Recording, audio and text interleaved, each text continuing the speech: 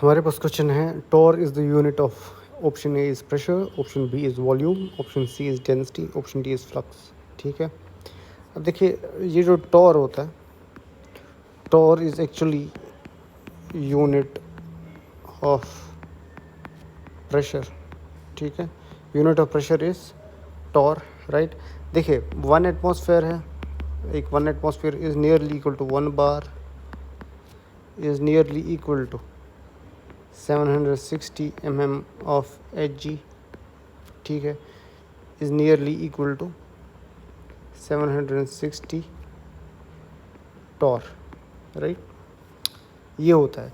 अब देखिए SI unit में, SI यूनिट जो है, SI यूनिट में प्रेशर का यूनिट क्या होता है, प्रेशर क्या होता है, फोर्स अपॉन एरिया। फोर्स क्या होता है, न्यूटन, एरिया क्या होता है, न्यूटन मीटर स्क्वायर, न्यूटन पर मीटर स्क्वायर। इसी न्यूटन पर मीटर स्क्वायर को हम SI यूनिट में पास्कल बोलते हैं, पास्कल बोलते हैं, रिप्रेजेंट बाई PA। सिमिलरली हमारे पास है CGS सिस्टम। ठीक है, प्रेशर जो होता है is equal to force upon area.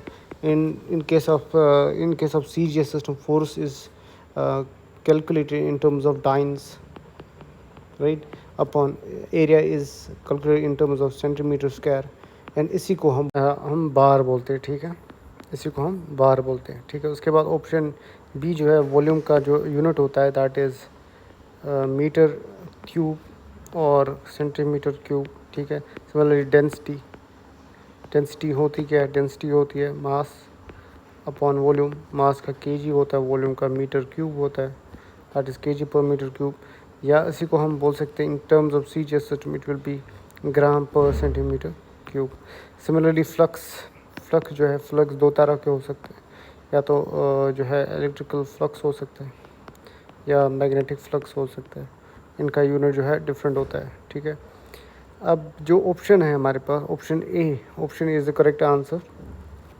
So marking